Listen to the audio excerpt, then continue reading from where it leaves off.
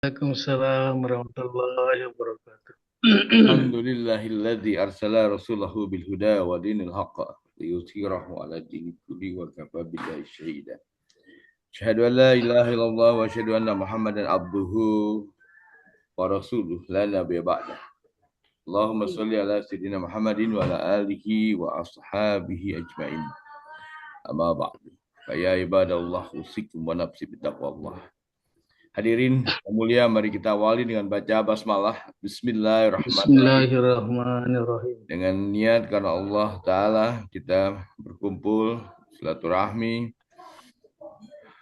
bersanding, mencari ilmu, memperdalam pengetahuan, dan memperluas silaturahmi di antara kita. Semoga Allah ridho dan Allah menempatkan kita pada orang-orang menjadi manusia-manusia yang saleh yang bertakwa di sisinya. Amin ya rabbal alamin. Dan ujungnya, selain kita berkumpul di ruang Zoom ini, kita juga berdoa dengan keyakinan dan percayaan penuh, insyaallah Allah mengumpulkan kita di surganya. Amin ya rabbal alamin. Hadirin, pada malam ini tema kita adalah ngaji kebudayaan. Dalam ngaji virtual kebudayaan, apresiasi syair ketuhanan Raja Ali Haji. Agenda pertama adalah pidato iftitah. Apakah Pak Guru Tua berkenan untuk memberikan sekapur sirih sambutan dari agenda kita? Saya persilakan pada Guru Tua, Ketua Bidang Budaya dan Seni, Guru Besar KBPI. Pada Guru Tua kami persilahkan.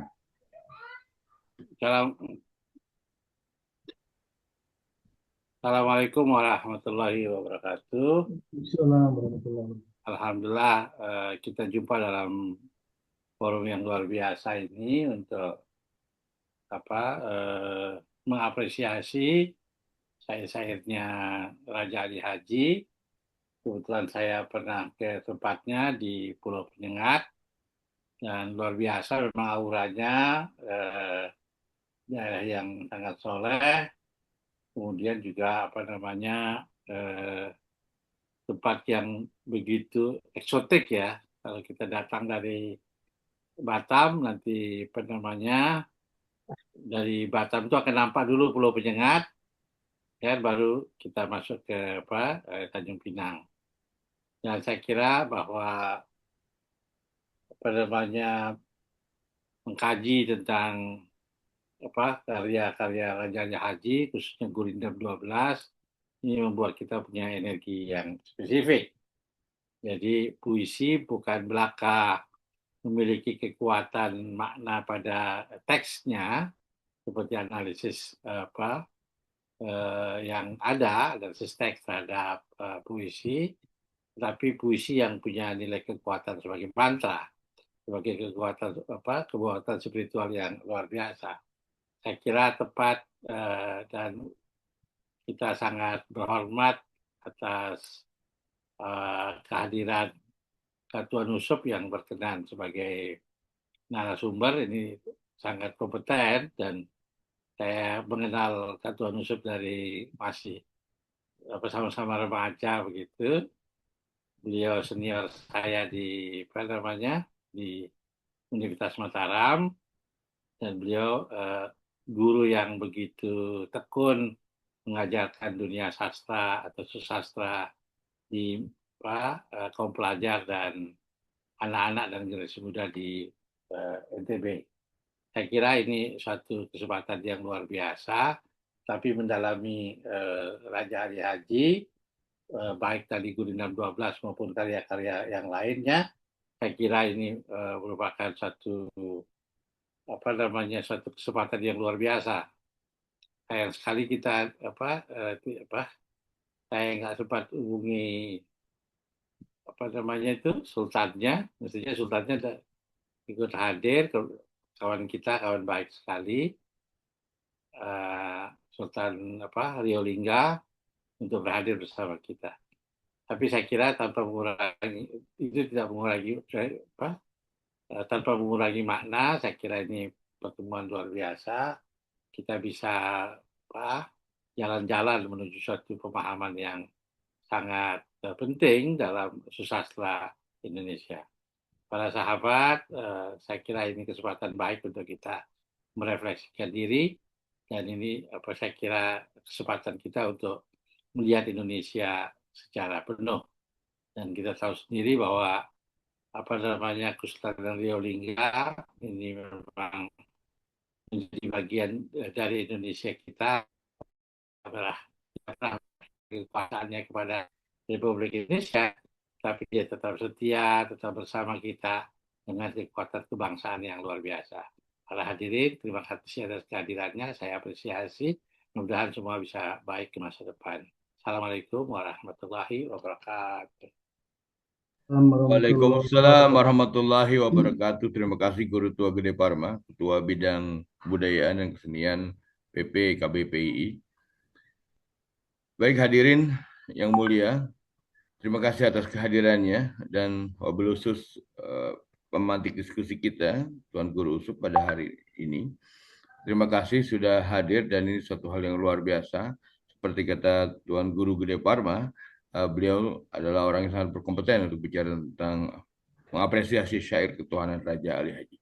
Baik, kepada Tuan Guru Usup Mahri, Dr. Usup Mahri, saya persilahkan waktunya. Mangga. Saya kelihatan ya? Clear, jelas. Cuma lebih bagus lagi kalau di up gitu, di perbesar. Kalau dia menempel di ini. Oke, good. Saya selesaikan berbagi dulu. Ya, lanjut. Yang tadi bagus tuh, Tuan Guru. Bismillahirrahmanirrahim. Assalamualaikum warahmatullahi wabarakatuh. Alhamdulillahirrahmanirrahim. Wassalatu wassalamu ala asyrafil anbiya wal mursalin nabiyina Muhammad wa ala alihi washabihi ajmain. Amma ba'du. Kita tidak boleh henti-hentinya memanjatkan puji syukur kehadirat Allah SWT. Demikian juga selawat kita kepada Nabi Muhammad SAW dengan sama-sama mengucapkan Allahumma sholli ala sayyidina Muhammad wa ala alihi. Peserta Zoom yang mulia yang saya hormati dan saya banggakan, dan saya merasa bangga dipercaya untuk mencoba untuk mengupas ya, sekilas ya.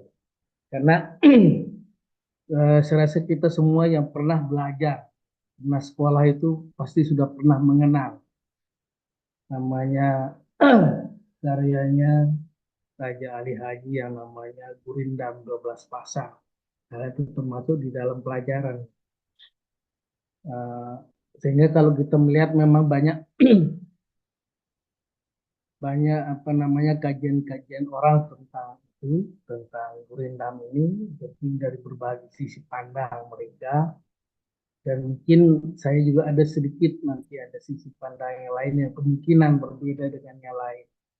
Dan yang sangat penting juga kita harapkan nanti dari peserta Zoom bisa memberikan masukan dan menguatkan, menajamkan tentunya kajian atau diskusi kita nanti yang melahirkan berbagai sisi yang tentunya mempunyai nilai lebih karya ini dalam pandangan kita dan juga mungkin dalam pandangan masyarakat. Nah, saya coba Gurindam ini kita coba lihat dari tinjauan semiologi Ferdinand de Saussure. Ada teori semiologi. Sebenarnya teori semiologi ini termasuk dia teori postmodernisme ya. Kalau formalisme seperti model strukturalisme itu adalah masih zaman modern. Semiologi itu sudah termasuk di dalam postmodernisme. Nanti di sana ada teori tentang umpama saja mengenai postkolonial, feminisme dan segala macam. Itu adalah bentuk-bentuk yang ya masa postmodernisme.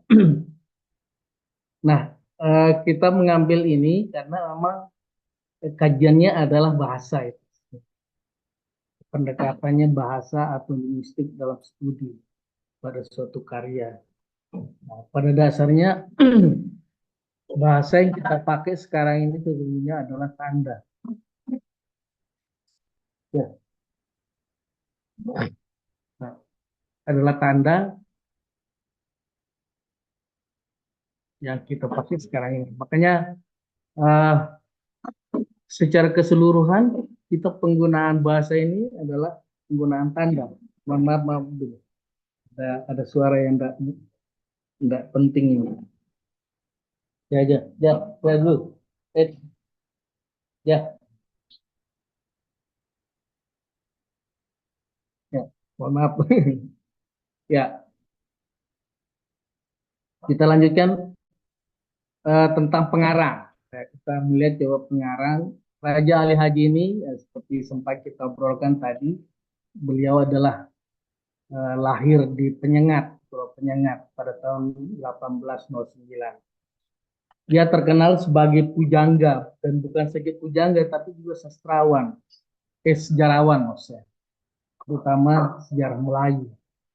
Sehingga kita bisa melihat dari berbagai macam karyanya, ya, berbagai macam karyanya baik berbentuk sastra maupun juga non sastra.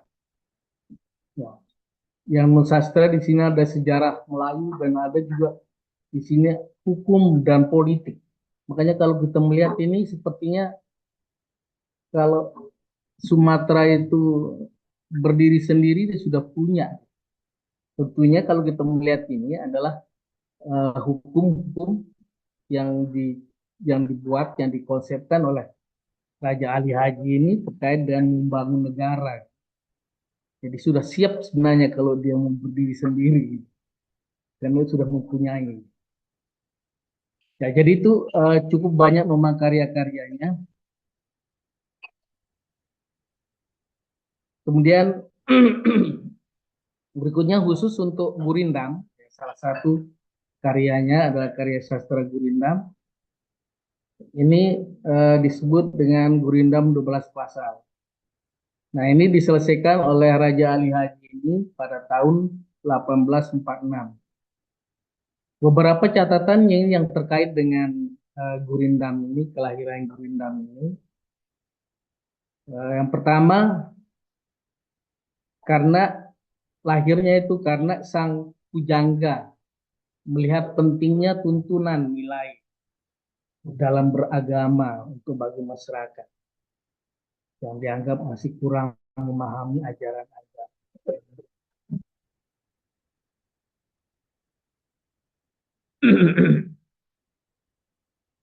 Nah, ini sehingga Raja Ali Haji ini melahirkan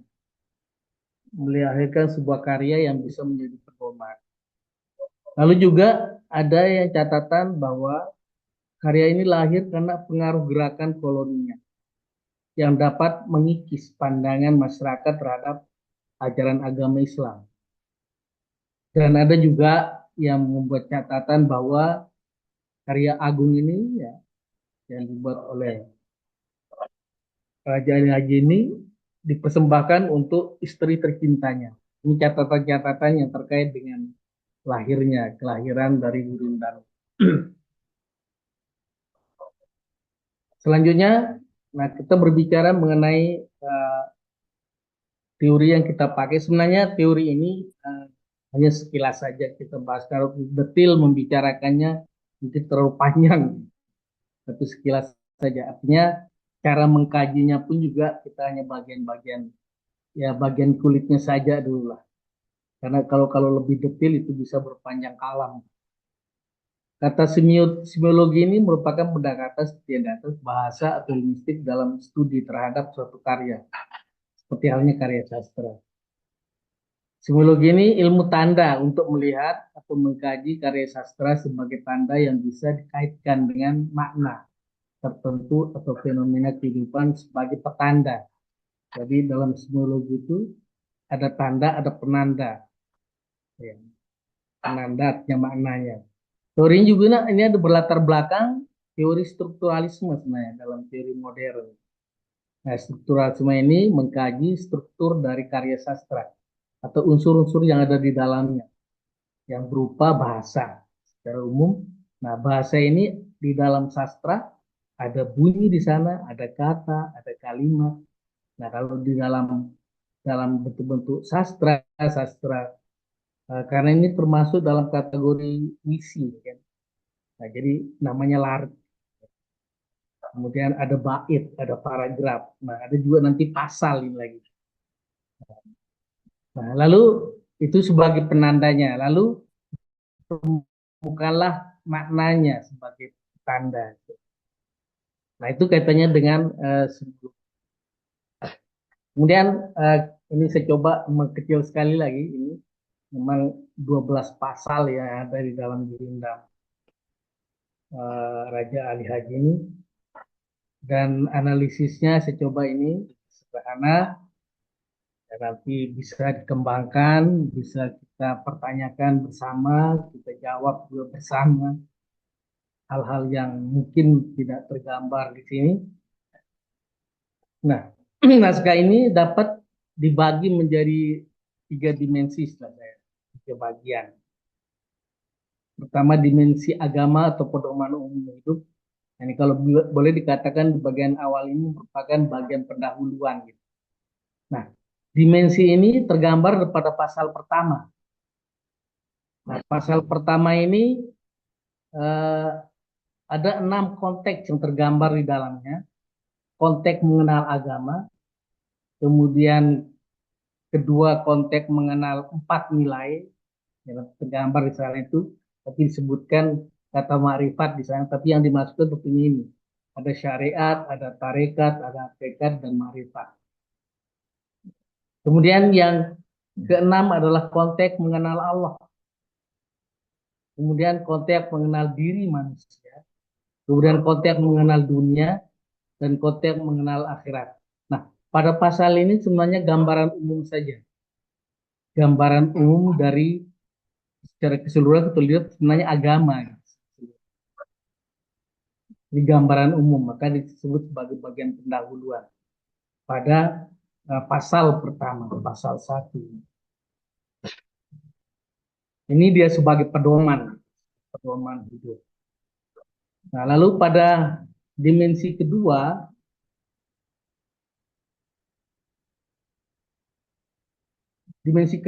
adalah keadaan akhlak manusia. Ini pada bagian isi.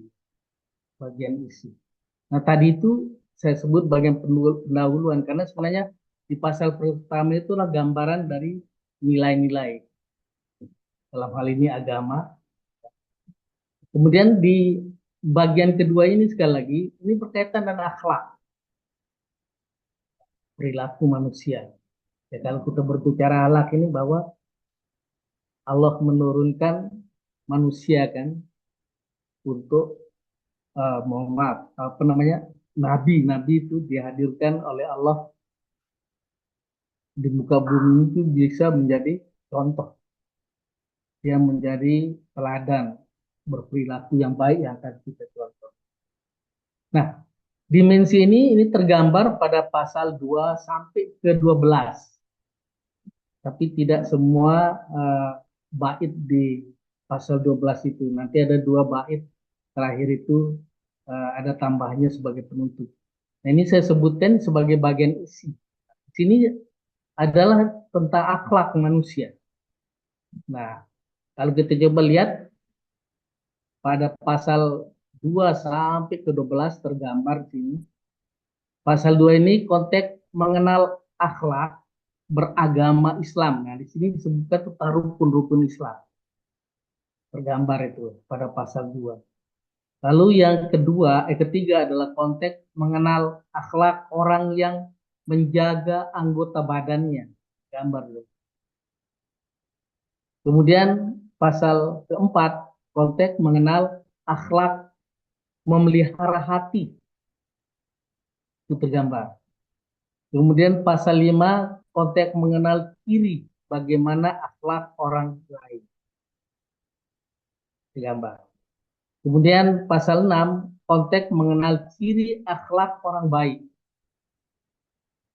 Kemudian yang ketujuh, konteks mengenal ciri akhlak menjaga perkataan, perbuatan, dan menyikapi persoalan. Kemudian pasal 8 ini, konteks mengenal akhlak memelihara diri secara internal. Secara internal tergambar itu. Kemudian pasal 9 di sini konteks mengenal akhlak, menyikapi dan mewaspadai terhadap karakter berbagai tipe manusia atau tipe orang. Lalu yang ke-10, konteks mengenal akhlak terhadap anggota keluarga. Artinya akhlak terhadap ayah, ibu, anak, istri kalau sebagai ayah. Kemudian juga terhadap kawan. Kemudian yang pasal 11 ini konteks mengenal akhlak berbangsa dan menjadi pemimpin. Nah, kemudian yang ke-12 ini, ya, ada di bagian-bagian awalnya, konteks mengenal akhlak,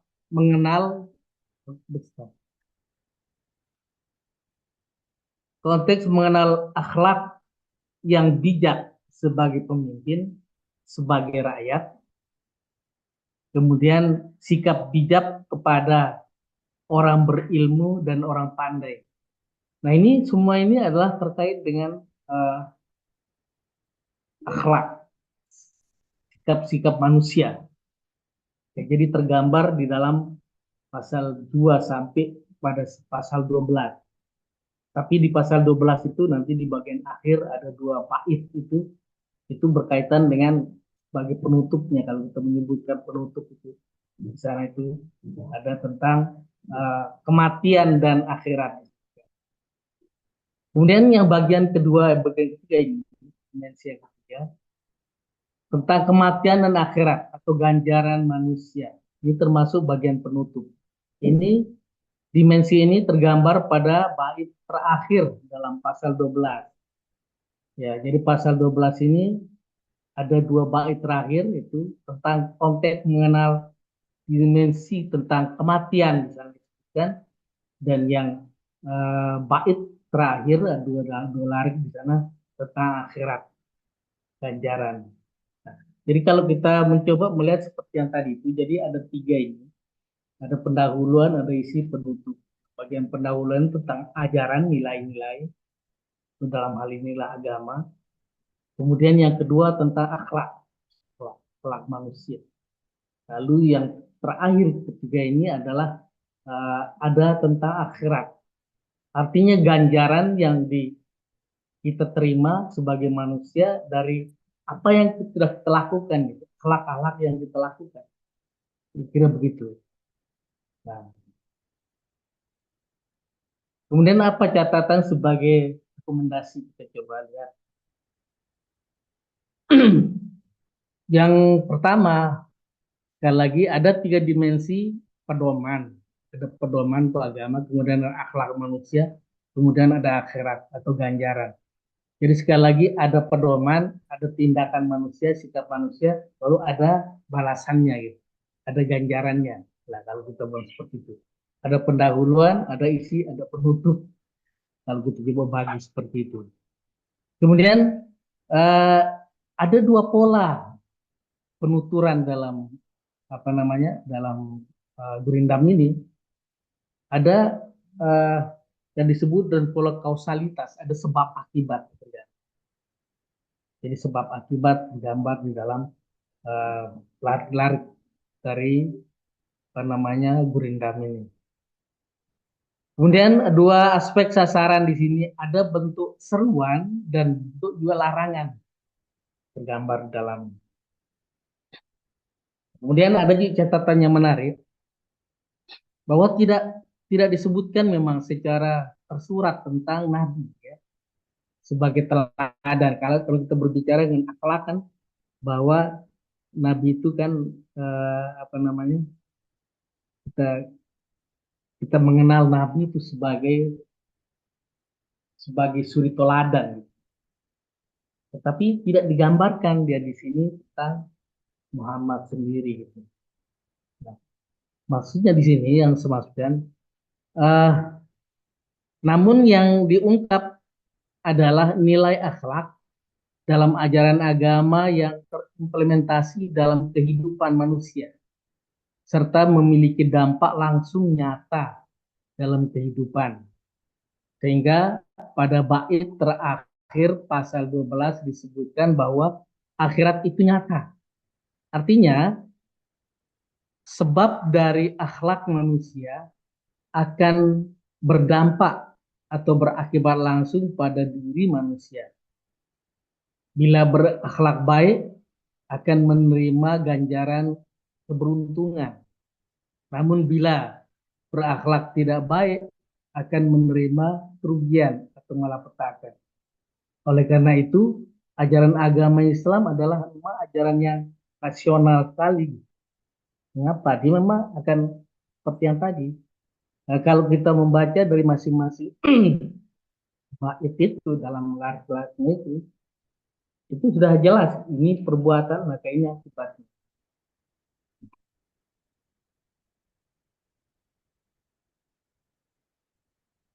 Kemudian kita coba tarik dengan realitas kehidupan kita sekarang ini. Nah, kaitan dengan konteks kekinian, yaitu bencana yang menimpa bangsa Indonesia, seperti kata lain terjadi bencana banjir di Sumatera. Itu disebabkan oleh akhlak sebenarnya, akhlak yang tidak baik yang dilakukan oleh berbagai pihak, ya, termasuk para pejabat, ya, baik dari tingkat atas maupun tingkat bawah. Dan demikian juga termasuk mungkin ada sebagian masyarakat biasa.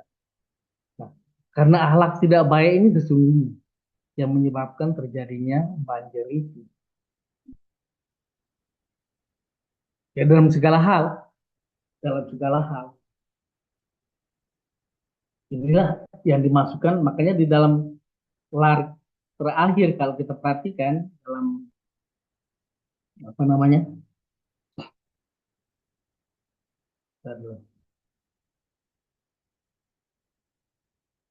nah tertutup ya, karena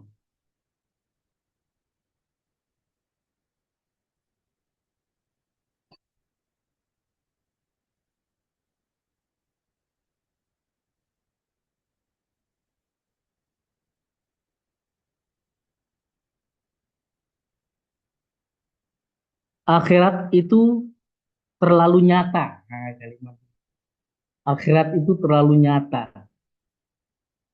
kepada hati yang maaf, maaf apa, pada hati yang kepada hati yang tidak buta. Artinya kalau kita berbicara akhirat sebenarnya kan ganjaran, ya. Jadi di sana akan ada pembalasan sih. Kalau kita berbicara mengenai akhlak-akhlak yang digambarkan di sini kan di sana kan ada akibatnya. Ada sebab, ada akibat tergambar di sini. Sesungguhnya seperti itulah dalam kehidupan ini. Jadi sekali lagi kata akhirat ini sebagai pembalasan sebenarnya real gitu.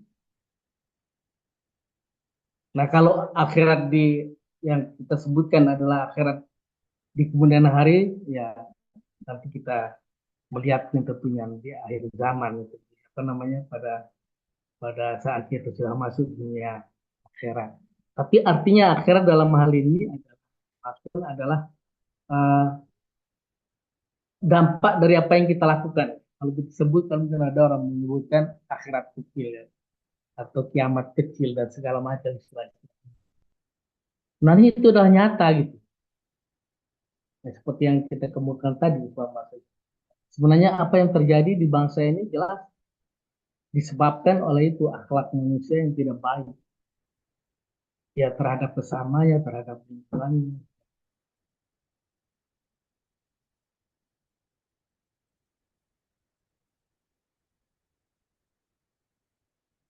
Ya itulah kira-kira yang bisa saya sampaikan pada kesempatan ini. Ya mohon maaf atas kekurangan dan kekhilafan saya.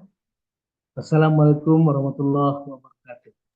Waalaikumsalam warahmatullahi wabarakatuh. Luar biasa, Tuan Guru Sumahri berbicara tentang uh, Raja Ali Haji, wabil khusus tentang Gurindam 12. Dan terima kasih Tuan Guru, luar biasa.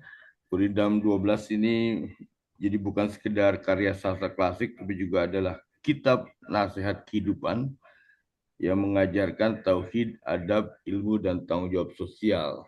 Nah, hikmahnya adalah bagaimana membentuk manusia yang beriman, berilmu, dan beradab. Dan itulah masalah Indonesia hari ini. Demikian Tuan Guru Usmahri. Baik hadirin rahimakumullah, saya persilakan. Bersama kita sudah bergabung 13 orang yang luar biasa saya kira. Pasti punya apresiasi tersendiri, punya perspektif yang berbeda, dan punya pendalaman-pendalaman yang unik saya kira. Saya persilakan. Dan awal mungkin saya persilakan Kiai Ramilus dulu ini. Beliau mangga silakan Kiai. Assalamualaikum warahmatullahi wabarakatuh. Waalaikumsalam warahmatullahi wabarakatuh. Terima kasih atas hidangan ilmu pengetahuan membedah Raja Ali Haji 2 abad yang lalu, kisah manusia 2 abad yang lalu. Bersyukur kita difasilitasi oleh KBPI dan inspirator Tuan Guru Deparma dengan disuguhkan Tuan Guru Yusuf. Saya tahun 2004 alhamdulillah saat tiba di Batam di hotel acara ICMI, tapi saya menyempatkan diri untuk datang ke Pulau Penyengat. Saya pikir dari Batam Pulau Penyengat dekat. Nggak taunya dari Batam ke Tanjung Pinang. Kurang lebih 4 jam. Dari Tanjung Pinang baru ke Pulau Penyengat. Dari Penyengat naik beca mesin. Ya. Dari Pulau Penyengat baru naik beca mesin baru sampai ke ini. Dan ternyata perjalanan itu tiketnya tidak ada. Tiket untuk balik lagi ke Batam itu jam 4 sore hampir tertinggal. Teriak-teriak kita, alhamdulillah Allah Subhanahu wa taala mentakdirkan tiba kita di Pulau Penyengat kalau tidak salah tahun 2004. Dan saya tidak menduga bahwa saya kira Raja Ali Haji itu tokoh besar di Pulau Penyengat. Ternyata yang besar itu kakeknya. Yang besar itu kakeknya Raja Haji Sabilillah, Raja Ali Haji, kemudian Ahmad, ya, kemudian Raja Haji Sabilillah yang bertempur lawan Portugis.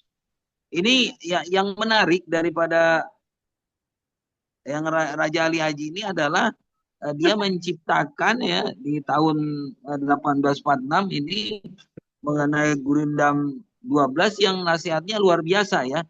Saya pertajam dikit nih. Yang pertama tentang ilmu pengetahuan dan akal. Kedua mengenai iman takwa kepada Allah. Yang ketiga berbuat baik dan beramal soleh. 4 menjaga diri dan dosa maksiat. Kelima berdoa dan berzikir.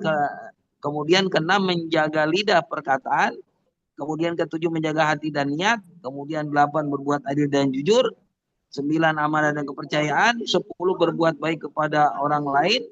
11 menjaga diri dan sifat-sifat buruk. 12 tentang pentingnya berpegang kepada Allah dan Rasul. Masya Allah.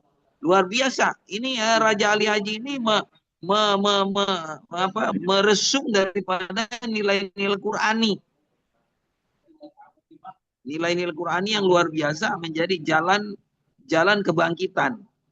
Hanya yang menjadi pertanyaan, itu kerajaan Riau Lingga pusatnya di Pulau Penyengat itu kerajaan yang luar biasa. kerajaan yang luar biasa ya, tetapi tidak berbunyi lagi sekarang. Riau Lingga ini suatu kerajaan mencakup 3 negara, Indonesia, Malaysia, Brunei, dan Singapura. Bahkan buku-buku terkenal itu sudah menjadi perdagangan di Riau Lingga, itu menjadi perdagangan mahal di Singapura karena Singapura tidak punya masa lalu sehingga dia perlu naskah-naskah tua dari kerajaan Riau Lingga. Ini juga kekayaan Riau Lingga ini yang menyedihkan ya. Yang kedua, ini sesungguhnya kebangkitan, pertanyaan yang kedua adalah kebangkitan kaum Melayu. Kaum Melayu di kerajaan Riau Lingga ini luar biasa ya, dengan Raja Ali Haji, Raja Ahmad, Syekh Ahmad, dan Raja Sabilillah menjadi pemersatu kebangkitan the Malay culture ya. Jadi dunia ini sudah dikuasai oleh Sino culture. Sino culture itu Cina, Korea, Jepang, Little Dragon ya, Singapura, Taiwan, dan European culture itu udah berkuasa juga, yaitu Amerika, Inggris, Prancis, dan lain-lain. Kemudian Indian culture juga sudah menguasai Mongolia, Arab, dan India. Ya, sedang ribu-ribu tahun tidur ini adalah Malay culture. Malay culture itu adalah ras kulit coklat. Belum pernah memimpin dunia, hanya baru Asia Tenggara. Oleh karenanya menjadi penting untuk kita berkaca, reinventing, menemukan kembali semangat Gurindam 12 untuk ditebar seantero dunia bahwa tidak cukup kemajuan hanya dalam bidang saintek. Kemajuan harus diisi dengan kapasitas moral, etika, dan karakter.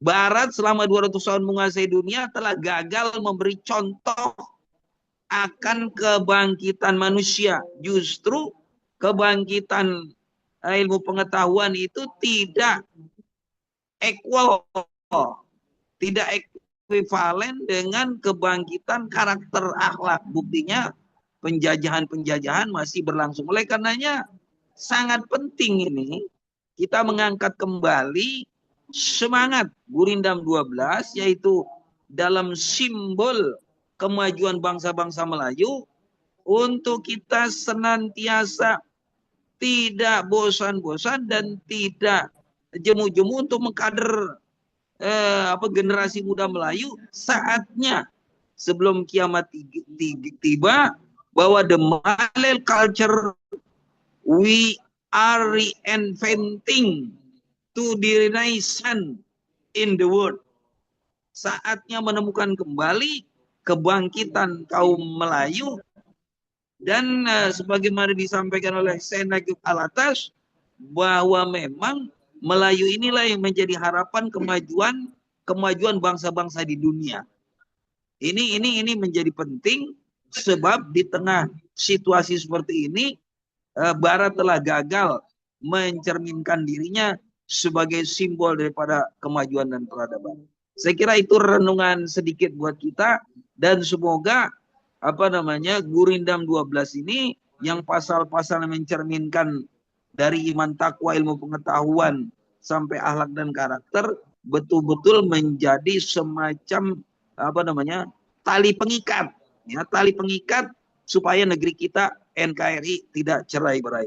Demikian, wassalamualaikum warahmatullahi wabarakatuh. Waalaikumsalam warahmatullahi wabarakatuh. Luar biasa Kiai Ramilus. Ini menjadi sebuah kebangkitan. Wah, ini luar biasa. Bagaimana masyarakat Melayu yang hari ini apa istilahnya tadi kurang kedengeran begitu ya, apalagi penyengat. Dan hari ini kita coba pantik gitu ya, kebangkitan Melayu, dan itu berarti kebangkitan Islam. Baik hadirin rahimakumullah, saya persilakan setelah Kiai Ramilus, saya kira di sini ada Ceng Nur ya, dari tasawuf Sunda, ini barangkali punya perspektif yang berbeda memandang melihat bagaimana syair-syair dari Gurindam 12. Ceng Nur, mangga saya persilakan.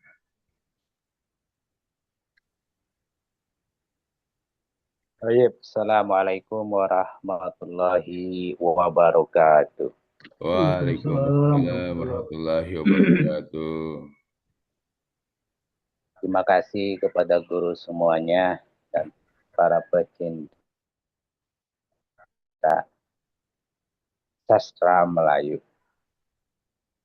Kami menjadi ingat kembali pada tahun 2001 itu kami pernah punya proyek Malaysia, sempat ke Malaysia untuk kajian peradaban Melayu. Jadi kami ingat kembali. Nah, melihat baru tentang kesastraannya Raja Ali Haji. Kalau dibanding ke negara Arab, bahwa bagi bangsa Arab, sebelum masuk ke pemikirannya Ali Haji, bagi bangsa Arab, bahwa syair atau puisi tadi, termasuk di kita mungkin tadi Gurindam, kalau dari Raja Ali Haji, itu dia dijadikan sebagai dokumentasi, bahkan dijadikan sebagai sumber untuk melihat segala sesuatu dalam hal ini adalah sejarah pengetahuan. Itu bagi Arab. Sehingga dikatakan syair itu atau puisi dinamakan Diwanul Arab. Diwan Arab. Jadi catatan penting perjalanan atau catatan peradaban bangsa Arab yang disebut sebagai Diwanul Arab. Maka kalau di Arab itu dia mau menulis tentang kajian kesastraan umumnya, khususnya tentang kebahasaan, pasti yang akan menjadi rujukan utamanya adalah syair-syair, yaitu puisi-puisi. Jadi rujukan utamanya. Setelah syair-syair, masuk ke Al-Quran dan hadis. Karena tadi bahwa syair atau syair-syair itu adalah sebagai catatan penting peradaban Arab. Karena Arab, segala sesuatu pada masa itu, khususnya pra-Islam, selalu didendangkan dengan syair-syair. Maka selanjutnya adalah kenapa Al-Quran itu adalah standarnya adalah sastra dia. Sastra dia. Karena pada masa itu bangsa Arab telah maju dia kesastraannya. Maka mengenal dalam istilah kajian kesastraan Arab itu, kami waktu masih kuliah, ada namanya Qadiyah Syurfah. Problematika pengambil alihan konsentrasi ya bahasanya ya. Pengalihan. Syurfah itu pengalihan. Jadi menurut para sastrawan modern, bahwasanya orang-orang Arab itu mampu dia membuat syair-syair atau kalimat seperti halnya Al-Quran. Namun tadi karena berdasarkan Al-Quran ada bunyi kan sorofallahu. Nah, alasan inilah yang dijadikan oleh sastrawan Arab pada masa itu, mungkin juga sebagian yang lainnya, yang menyatakan bahwa bangsa Arab itu mampu dengan keindahan bahasanya dan maknanya seperti hanya membuat Al-Quran. Dan ini seperti Sofa. Sisi Al-Quran. Nah sekarang masuk ke Ali Haji. Nah, saya belum membaca ulang karya sastranya Ali Haji. Tapi yang menarik tadi disebut oleh kakak Yusuf tadi disebut ada Gurindam 12. Kalau ada Gurindam 12, pasti harus ada Gurindam ke-13. Kenapa? Alasan kami mengatakan bahwa ada Gurindam ke-13. Karena tadi dibilang bahwa Raja Ali Haji ini menulis juga tentang hal atau memasukkan tentang pemahaman hakikat pemarifat. biasanya yang mengkaji ke wilayah itu pasti dikenal yang namanya martabat 13.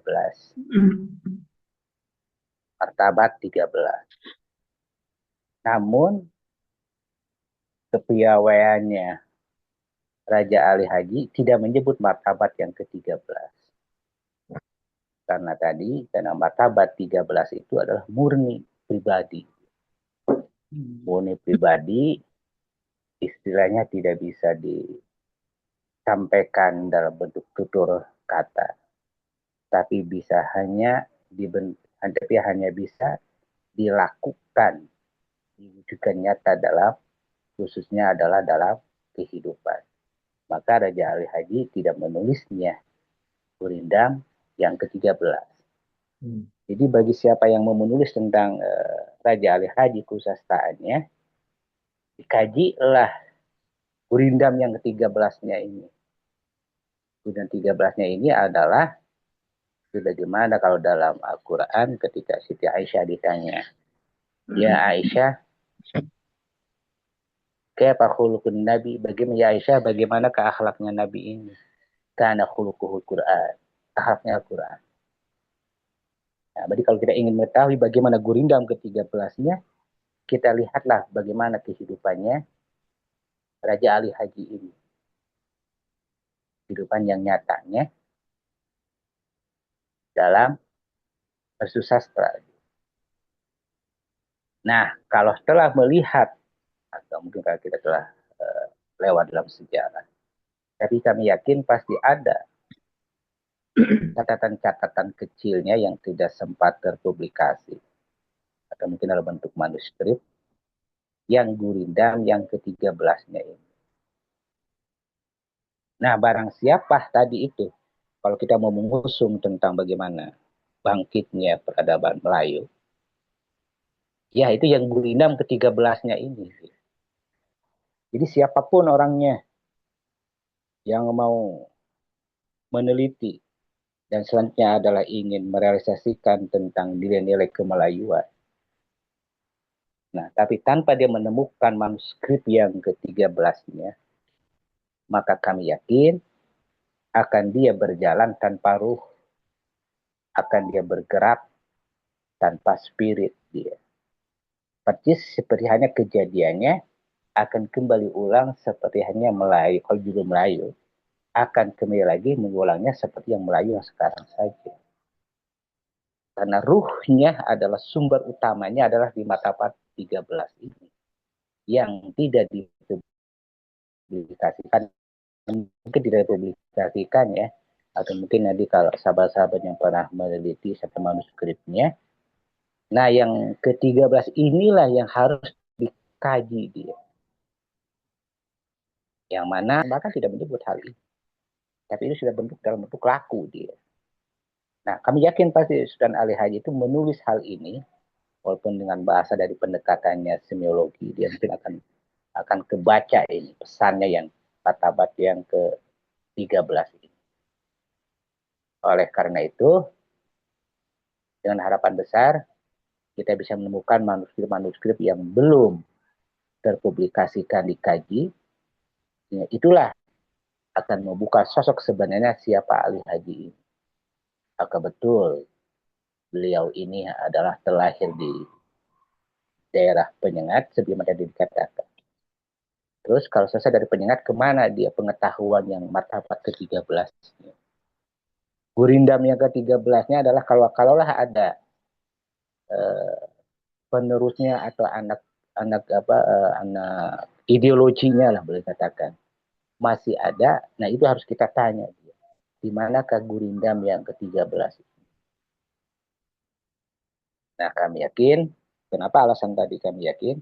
Dan ternyata perjalanan wilayah tentang kita telah memotretnya Ali Haji adalah dalam bidang keagamaan, pasti yang martabat 13 ini akan selalu disembunyikan dan pasti dia menyimpan tokoh-tokoh besar apalagi Ali Haji, bagaimana kita mengetahui yang legendarisnya Ali Haji.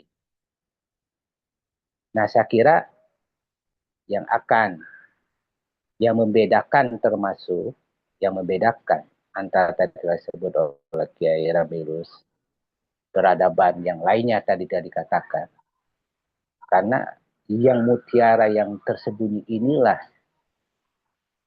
yang masih tersembunyi tadi itu yang harus ditemukan hingga nanti betul-betul yang dikatakan oleh hadis al-Islamu ja'al guribun wa sayaudu guribun kama ja'al guruba, bahwa Islam itu datang unik dan nanti akan kembali lagi unik. Unik yang mana? Nah, dalam konteks Raja Ali Haji, ya Gurindam yang 13 ini yang unik. Nah, kami yakin, makanya dengan Gurindam yang 13 ini, siapapun, terkhusus anak biologinya Raja Ali Haji, pasti dia akan memimpin peradaban Melayu. Kami yakin, pasti dia akan memimpin peradaban Melayu. Karena itu adalah janji daripada dari teks-teks suci, seperti tadi akan unik dan akan kembali lagi kepada unik. Mungkin itu tanggapan kami, insya Allah mungkin yang bisa kami sampaikan tentang Raja Al Haji, dan semoga daripada guru ini menemukan Gurindam ke-13-nya sehingga bisa di-share dan bisa menjadi pengetahuan bagi kita semua, khususnya adalah bagi kami. Wassalamualaikum warahmatullahi wabarakatuh. Waalaikumsalam warahmatullahi wabarakatuh. Luar biasa ini. Ada Gurindam 13 menurut Ceng Nur, dan itu jadi tugas anak-anak ideologisnya gitu. Tuan Guru Sup mungkin bisa langsung merespon apanya sudah banget. Silakan, silakan. Sedikit saja. Saya mengucapkan banyak terima kasih ya pada dua penganggap yang memberikan literasi kepada kita. Dan menarik, terutama yang Nur tadi itu, saya sempat juga, tapi tidak saya gali lagi ya. Sempat saya berpikir mengapa 12 gitu. Tapi tadi tergambar juga tadi dalam gambaran yang disampaikan oleh Ceng Nur. Martabat 13 itu. Karena kata 12 ini tidak mungkin dia hanya sekedar angka itu, tidak memang dalam sastra itu. Tapi sempat hilang gitu dalam pikiran saya, tidak sempat saya mencoba otak-atiknya. Itu yang saya ucapkan banyak terima kasih. Dan lagi mungkin perlu nanti kita cari lagi istilahnya martabat 13 itu mungkin ada tidak karyanya, mungkin tersimpan di mana mungkin ya. Nah, terutama orang-orang yang ada di Riau, mungkin juga ada catatan-catatan yang tersimpan di perpustakaan sana. Mungkin itu tanggapan saya dari kedua tanggapan penanggap tadi. Kembali ke Datuk. Enggak, terima kasih Tuan Guru Sup. Baik, hadirin sekalian, saya persilakan mungkin ada yang ingin menyampaikan pandangannya. Kita masih bicara tentang apresiasi syair ketuhanan Gurindam 12 karya Raja Ali Haji. Dan tadi sudah bersama kita Tuan Guru Usop Mahri, Kiai Ramilus Ram, dan juga Ceng Nur.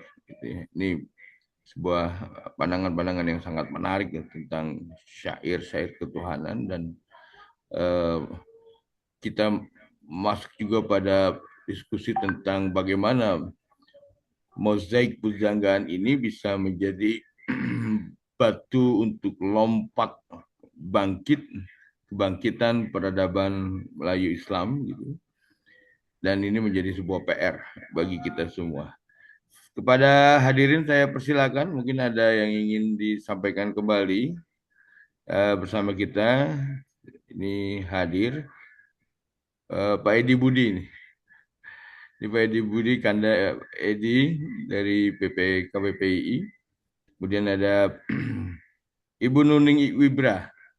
Bu Nuning mungkin ada yang ingin disampaikan. Pak Sunano. Ya, karena ini menjadi perhatian kita semua, di mana masyarakat hari ini agak sunyi senyap bicara soal tentang kepunjagaan Islam gitu. Dan hari ini kita coba bangkitkan kembali untuk membahas bagaimana syair-syair kepunjangan Islam itu bukan sekedar karya sastra, tapi juga adalah nasihat tentang kehidupan gitu ya. Baik, saya persilakan Kanda Edi mungkin. Ibunda Nuning Wibra atau Bu Srineni, ya. Ada eh, siapa lagi ini? Kanda Maulana mungkin, Maulana Sidik dari KBPI. Ya, ya, ya.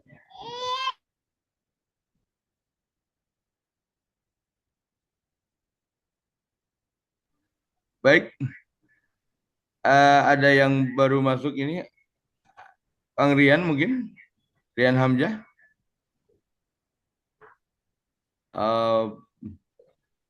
Channel Sanggar Kreasi. Ya.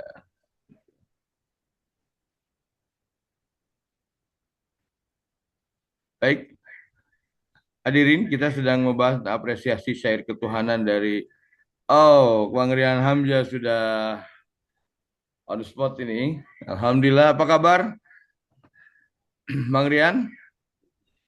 Saya perkenalkan hadirin sekalian, ini ada seorang penyair dari Bekasi. Itu Bang Rian Hamzah, beliau pendongeng, aktivis literasi yang sehari-hari itu nongkrong di Gedung Kebudayaan Museum Bekasi di Gedung Juang, Jalan Hasanuddin. Silakan, saya sudah menjanjikan Bang Rian untuk hadir dan alhamdulillah sudah terpenuhi kali ini. Saya persilakan Bang Rian, dibuka mikrofonnya.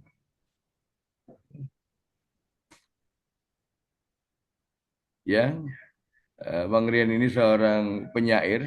Mungkin saya persilakan langsung saja. Baik, terima kasih. Assalamualaikum warahmatullahi wabarakatuh. Waalaikumsalam warahmatullahi wabarakatuh. Selamat malam. Semangat. Selalu tentunya untuk kita semuanya. Apakah saya baru hadir atau udah dari tadi ini acara? Mohon maaf.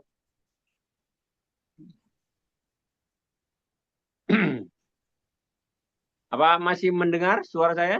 Dengar. Clear, bagus. Silakan. Ini akan bersair tentang Gurindam 12 ini. Silakan. Oke, baik.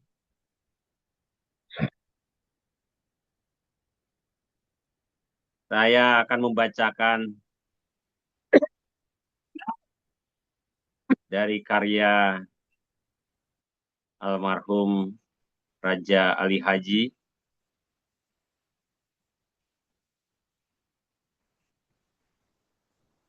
Pasal 9.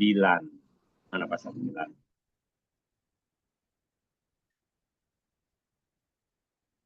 Pasal 7.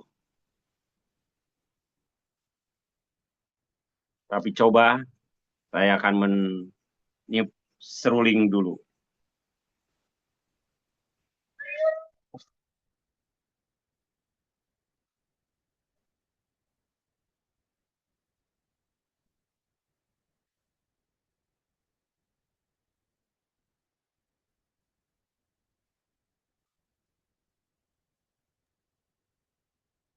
Dengan bismillah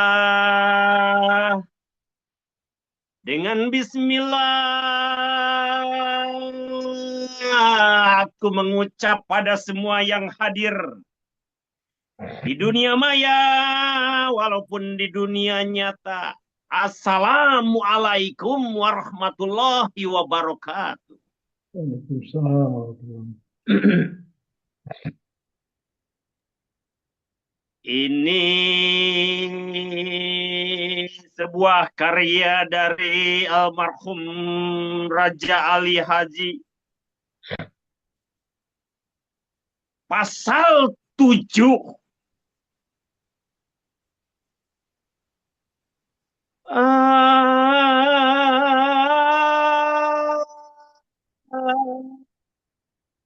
Apabila banyak berkata-kata Disitulah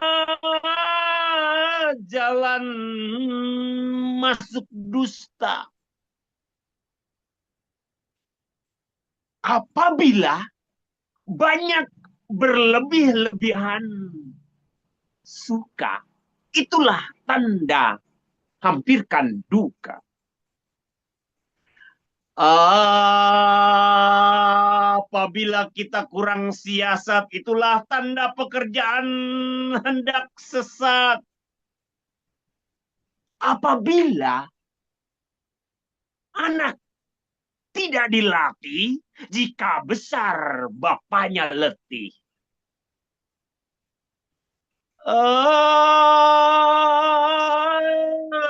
Apabila banyak mencacat orang, itulah tanda dirinya kurang. Apabila orang yang banyak tidur, sia-sia sahajalah umur. Apabila mendengar akan kabar, menerimanya, itu hendaklah sabar. Apabila mendengar akan aduan, membicarakannya, itu hendaklah cemburuan.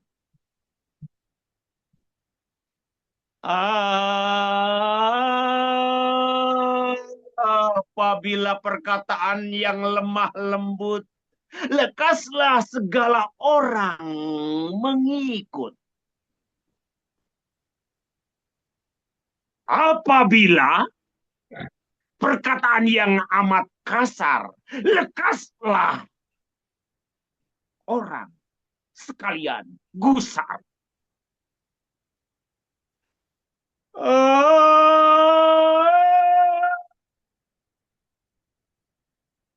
Pekerjaan yang amat benar, tiada boleh orang berbuat honar.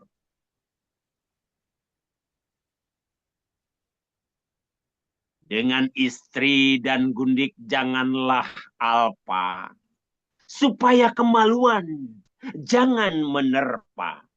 Dengan kawan hendaklah adil, supaya tangannya jadi kapil. Inilah gurindam 7 yang saya bacakan. Mudah-mudahan bisa menjadi bahan renungan.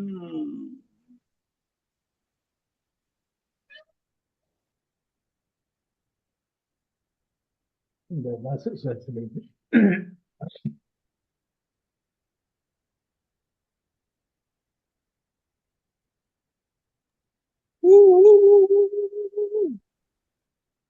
Terima kasih. Terima kasih.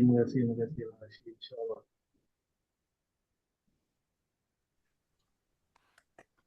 Tepuk tangan ini untuk Bang Rian, luar biasa.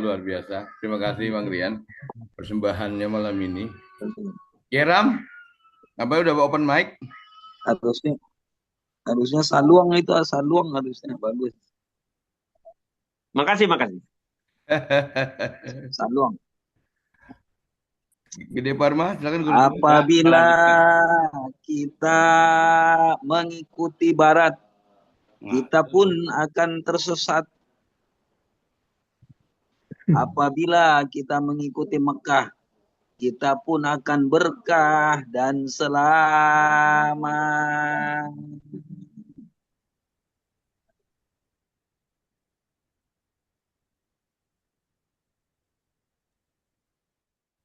Kuatkan hidup bersama Melayu. Melayu itu yang bisa memimpin dunia. Telah gagal Barat, telah gagal Timur. Melayu yang ditunggu kini.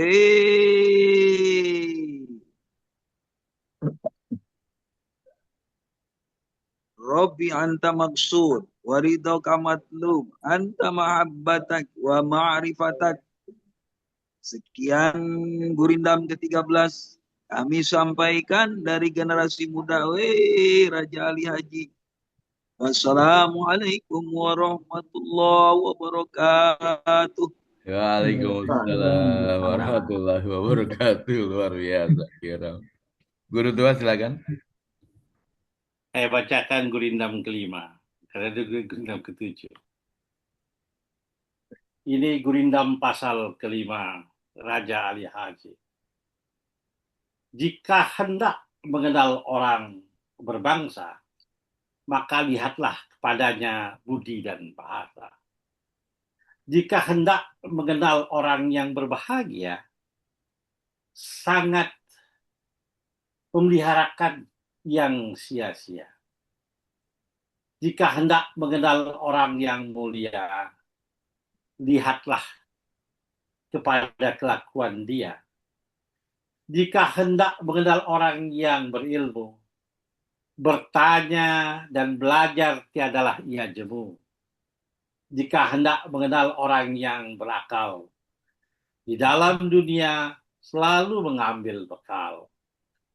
Jika hendak mengenal orang yang baik perangainya, lihatlah pada ketika bercampur dengan orang ramai. Terima kasih.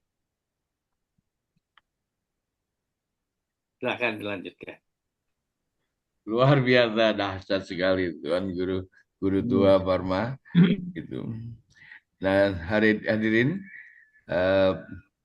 saya persilakan, mungkin ada lagi yang memberikan apresiasi. Pasal 5 itulah kepribadian Tuan Guru Parma. Teng.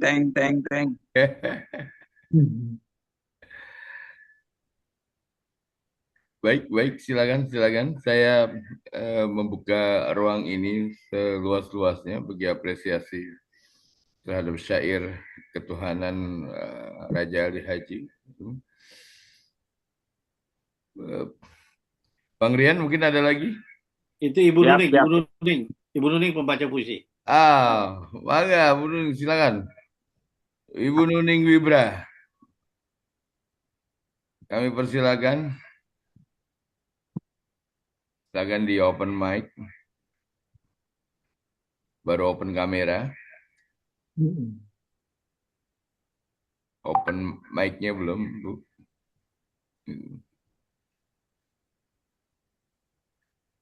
Ibu Nuning Wibra, silakan. Ya, masih belum ada tanda-tanda. Ibu Sri Neni mungkin? Pak Sunano.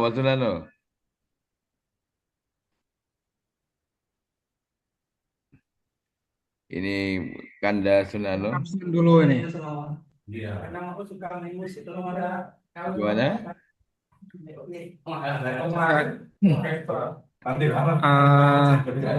Nggak punya pendapat sih. Baik. Bentar lagi ini. Iya. Baik, terima kasih Kanda Sunano.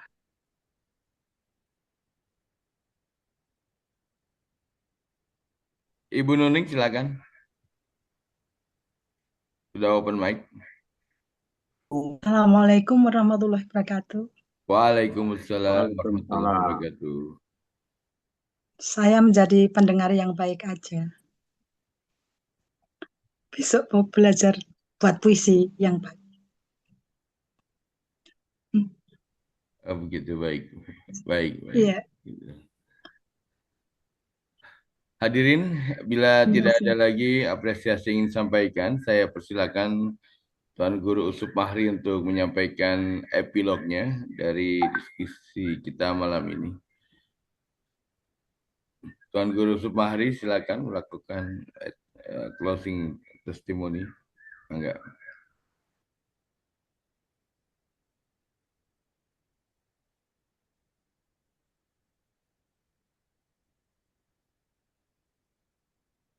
Belum dibuka itu anunya Tuan Guru, open mic-nya. Ya, terima kasih kepada semua yang memberikan komentar terhadap karya Ali Haji ini. Terutama yang membaca, membaca. Karena sekali lagi untuk memahami, mendalami juga sebuah karya itu sangat ditentukan juga dari kemampuan membaca, kita bisa menangkap dengan intonasi yang tepat, lebih-lebih dan ekspresi wajah yang sesuai dengan kandungannya, kita akan lebih memahami lagi apa kandungannya. Dan saya rasa ini tidak menjadi menjadi titik ya, bukan berakhir, dan menjadi final dan bukan terakhir untuk membicarakan Raja Ali Haji, karena sekali lagi kita mengupas satu saja sudah memunculkan berbagai tanggapan yang tentunya bernilai positif. Artinya bahwa semangat Raja Ali Haji ini masih bisa kita ungkap, kita bawa dalam membangun peradaban. Nah, ini baru satu karya, ya baru satu karya kita ungkap. Belum lagi kalau lebih-lebih kalau kita mengungkap karyanya yang lain yang bukan sastra seperti tentang politik, tentang hukum itu. Nah, bisa kita menemukan bagaimana model sebuah negara itu akan terbentuk. Nah, ini sekali lagi bahwa ini sebagai tahap awal. Karena ada beberapa lagi karya-karya sastranya yang diciptakan dan jelas menimbulkan berbagai macam tanggapan yang bisa memperkuat, sekali lagi memperkuat identitas diri, terutama kemelayuan, yang kita tahu memang Melayu ini kan tidak hanya terbatas Indonesia, dia menyebar ke berbagai negara, dan ini sebenarnya suatu kondisi yang menguntungkan kalau kita membuka kembali ya, kembali nilai-nilai yang ada di dalam sastra-sastra Melayu, dan bukan saja dari karyanya Raja Ali Haji, dan bisa saja mungkin orang tuanya atau mungkin yang lain, dan itu akan sekali lagi akan bisa menjadi inspirasi, menjadi semangat kita dalam membangun bangsa ini. Mungkin itu yang bisa saya sampaikan. Terima kasih berbagai tanggapannya. Mohon maaf segala kekurangan yang saya telah sampaikan. Semoga ada manfaatnya bagi kita. Dan wassalamualaikum warahmatullahi wabarakatuh. Waalaikumsalam warahmatullahi wabarakatuh. Luar biasa kali pertemuan kita malam ini yang bertema mengapresiasi syair ketuhanan dari Raja Ali Haji. Sudah sampaikan tadi mutiara-mutiara pemikiran dari sejumlah narasumber. Dan sebelum saya tutup, saya menyampaikan beberapa poin yang kita bahas malam ini dan mudah-mudahan menjadi catatan kita untuk ke depan gitu, bahwa karya-karya Raja Ali Haji ini menjadi sebuah era untuk membangkitkan kembali peradaban Melayu gitu. Dan Gurindam 12 bukan sekedar karya sastra klasik, tapi kitab nasihat kehidupan yang mengajarkan tauhid, adab, ilmu, dan tanggung jawab sosial. Dan hikmahnya adalah bagaimana membentuk manusia yang beriman, berilmu, dan beradab sehingga relevan untuk dijadikan pedoman dalam pendidikan, budaya, pembangunan hingga hari ini.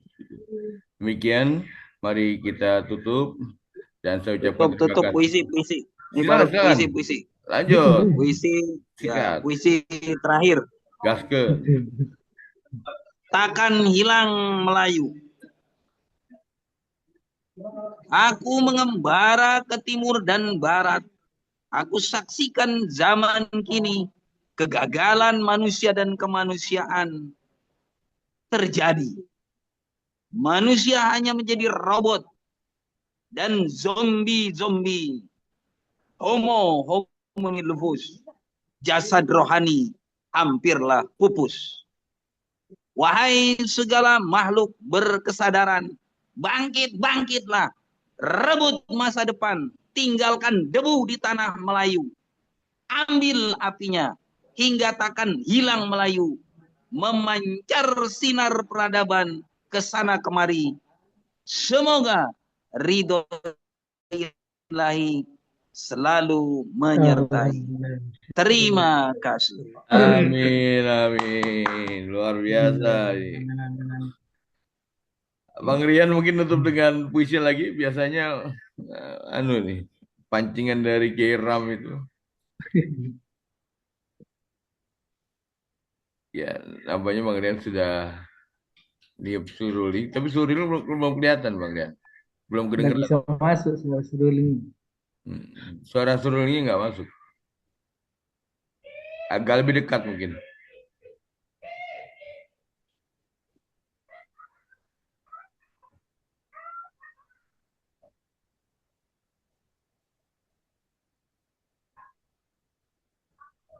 Nggak masuk juga. Ya, belum masuk juga itu suaranya. Belum dengar ya, Tuan Guru Sub juga belum dengar. Baik yang di Lombok atau di Bekasi juga nggak dengar, belum dengar. Silakan, silakan Bu Bang Rian.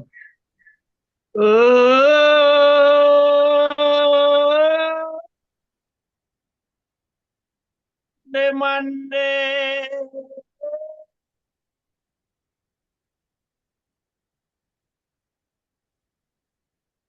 Janganlah hilangkan budi bahasa, janganlah hilang budi pekerti. Janganlah hilang budi bahasa, janganlah hilang budi pekerti. Ini negeri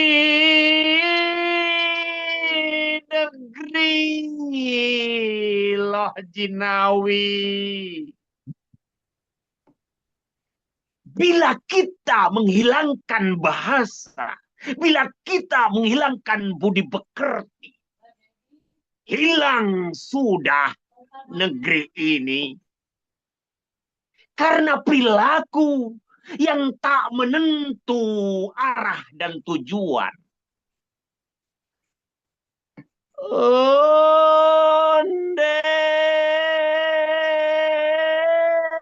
mande. Dengarkan petatah petitih orang tua dulu tentang bahasa, tentang budi, tentang negeri kita. Negeri kita, negeri aman, tentram. Karena perilaku budi baik bahasa.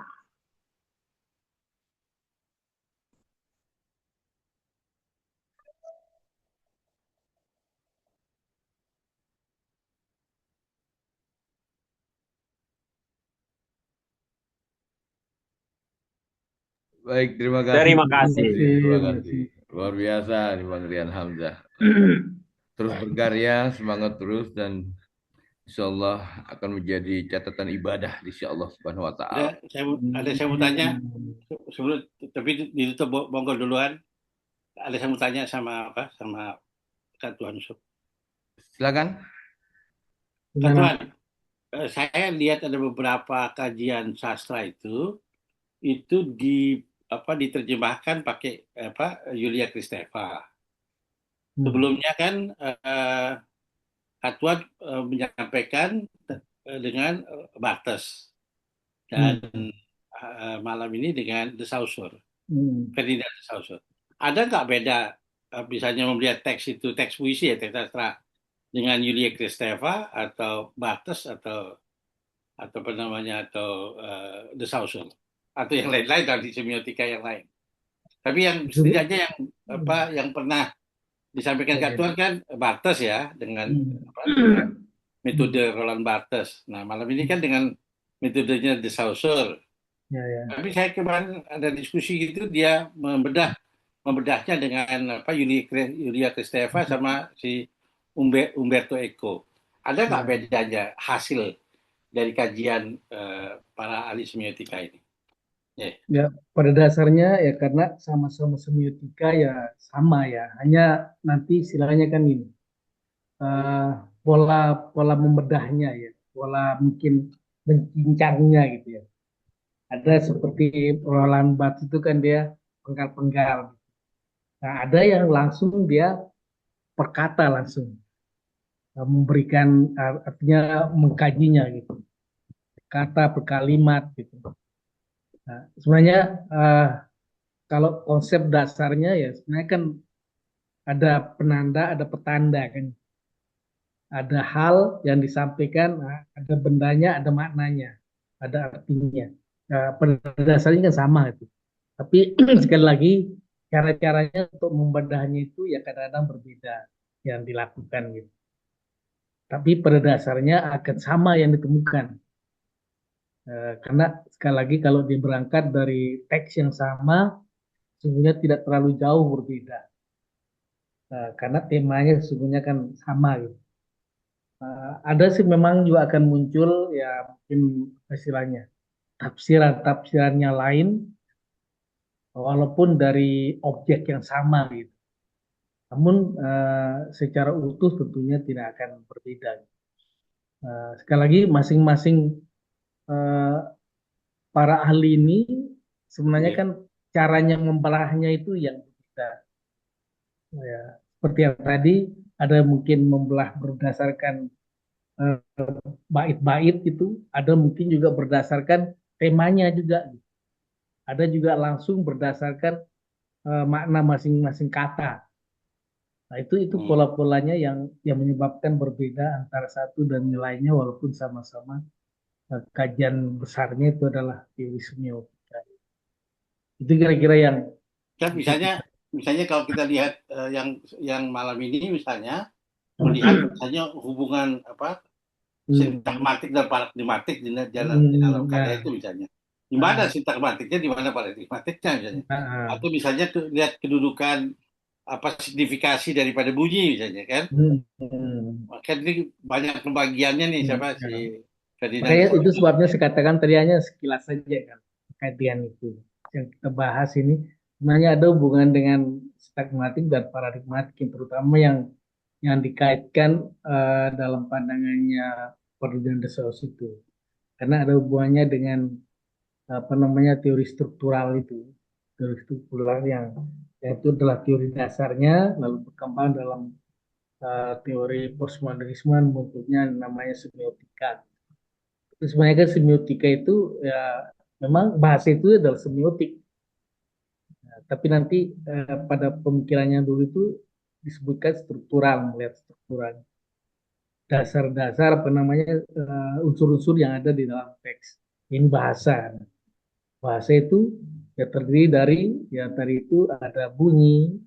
Nah, dalam teori struktural yang di menurut umpama si apa namanya Ferdinand de Saussure sebenarnya eh, katakanlah kalau kita perhatikan itu belum sampai di sana. Kalau kita perhatikan itu dalam syair ini apa dalam gurindam ini kan ada beberapa itu yang tidak tidak saya munculkan juga lupa saya. Eh, Sebenarnya ada perulangan bunyi. Kalau kita perhatikan eh, ada perulangan bunyi yang sama gitu, yang sama. Kalau kita coba lihat kembali puisi ini, umpama saja, maaf dulu. Nah, ada kata barang siapa. Ini pada pasal satu ini semua mulai dari barang siapa, barang siapa. Pasal 2 juga barang siapa. Nah, ini ada perulangan sebenarnya. Ini pun juga pasti mempunyai makna kalau kita mau lebih detail. Kemudian pada pasal 3 ada kata apabila, apabila, apabila, apabila, apabila. Nah, di sini pasal 3 ini kelihatannya ada yang tidak konsisten juga.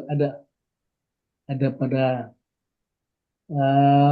bait terakhir ini tidak kata-kata apabila. Kemudian pada pasal 4 ini uh, tidak konsisten juga penggunaannya. Kemudian pada pasal 5, nah di sini ada konsisten, ada jika hendak, jika. Nah, sesungguhnya ini pasti dia mempunyai makna kalau kita lebih detail melihatnya itu mengapa gitu. Kemudian di pasal 6 ini, Pak Masnya di sini cari. Nah, tapi ini juga dia tetap di setiap memulai. di larik pertama dari masing-masing bait mulai dari hari. Kemudian ketujuh ini kata apabila, apabila. Nah, sesungguhnya eh, kalau kita mengkaji lebih dalam lagi, ini sebenarnya pasti ada temuannya, ada sesuatu yang bisa kita tarik kesimpulan.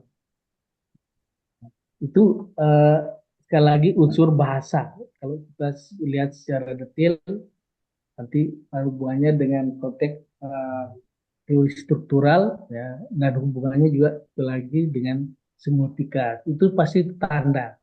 Tanda itu pasti menimbulkan antara petandanya, ada maknanya. Pengulangan itu ada, mengapa dia mengulang gitu. Kira-kira itulah yang secara umum Artinya yang satu terakhir Kak Tuan, nah, apakah kalau biasanya misalnya Kak Tuan menggunakan Roland Barthes, hmm, apakah misalnya Gurindam 12 ini juga bisa dicerna dengan Roland Barthes?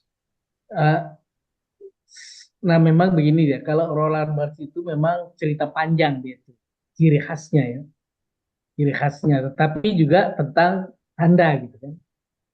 Nah, makanya seperti yang tadi, Roland Barthes itu adalah karena yang dikaji itu adalah cerita panjang, maka itu sebabnya dia penggal-penggal gitu. Nah, Oh itu adalah gitu. caranya Roland Barthes. Nah, kalau yang apa namanya, kalau si Bisa, Ustaz? Ferdinand de Saussure dan kaitannya dengan ini sebenarnya harus mengkaji ini, mengapa dia berulang, mengapa Atau berulang, betul. sesungguhnya ada maksud-maksud tertentu yang perlu kita temukan. Gitu. Ini kan hanya sekilas saja, gitu. Sekilas saja. Misalnya ada kajian yang kemarin tentang memberikan teks dari Yulia Kristeva. Lihat misalnya adakah unsur perempuan feminisme di dalam karya. Ya. Misalnya karya ini kan cenderung, mohon maaf, cenderung maskulin begitu. Ya. Kalau karya Gurindam 12 ini misalnya gitu kan. Gurindam 12 ini cenderung maskulin. Jadi kelihatan sekali misalnya unsur-unsur atau tanda-tanda keperkasaan itu bekerja gitu ya di dalam karya-karya ini. Nah, Artinya kalau dia dinilai dari semiotikanya Yulia Kristeva, ini bisa terjadi diskusi yang lebih menarik bahwa terjadi maskulinitas di dalam karya sastra di tahun itu misalnya. Bisa begitu nggak kira-kira? ya. Memang itu yang dimaksud dalam petanda itu ya. Jadi berbagai hal yang bisa kita temukan maknanya dengan melihat bagian-bagian sisi tertentu, larinya maknanya, oh ini feminim, ini maskulin segala macam, itu bisa jadi gitu kan. Nah, eh, sepertinya siapa yang belum saya tahu siapa yang kaji yang model itu, tapi sungguhnya sebenarnya itu kan tanda yang dilihat. Belum menemukan, oh ini maskulin, ini sebenarnya kekuatan, ini adalah perempuan dan segala macam. Itu sebenarnya sekali lagi bergantung dari siapa eh, yang mengkaji, dan para ahli itu mempunyai cara-cara sendiri, dan secara umum bahwa mereka itu menemukan ada tanda lalu ada makna gitu. Ada tanda, ada penanda. Yang tadi itu dia menemukan tentang aspek maskulin dan feminin. Nah, itu kira-kira. Oke. Terima kasih. Luar biasa, terima kasih Baik. hostnya. Terima kasih. Dan hadirin, inilah akhir sesi dari ngaji virtual kebudayaan kita dari bidang kebudayaan dan senian PPK BPI. Dan saya mohon maaf bila ada kata kalimat yang salah. Terima kasih atas semua wakaf pemikirannya malam ini. Kiai Ram, Tuan Guru Supahri, Guru Tugri Parma, Bang Rian Hamzah, Ceng Nur, dan semua hadirin yang malam ini menghadiri acara kita. Insya Allah kita akan bertemu kembali pada Selasa yang akan datang dalam ngaji virtual kebudayaan. Edisi selanjutnya, ditunggu kabarnya melalui WA yang biasa kita share atau di-share oleh Adinda Maulana Sidik dari Sekretariat KBPI. Baik, terima kasih. Kita tutup dengan membaca doa kafaratul majlis. Subhanakallah. Billahi fisabil haq. Assalamualaikum warahmatullahi wabarakatuh. Terima kasih. Waalaikumsalam Terima kasih warahmatullahi semua. Mohon izin, Terima kasih. mohon izin, mohon izin saya Siap. ingin Lanjut. menghadiahkan balik puisi kepada Mantap. Bang Khairul dan Pak Minus dan kawan-kawan semua. Tapi ini puisinya puisi karya Sapadi Djoko Damono. Aku ingin mencintaimu dengan sederhana, dengan kata yang tak sempat diucapkan kayu kepada api yang menjadikannya abu. Aku ingin mencintaimu dengan sederhana, dengan isyarat yang tak sempat disampaikan awan kepada hujan yang menjadikannya tiada. Terima kasih.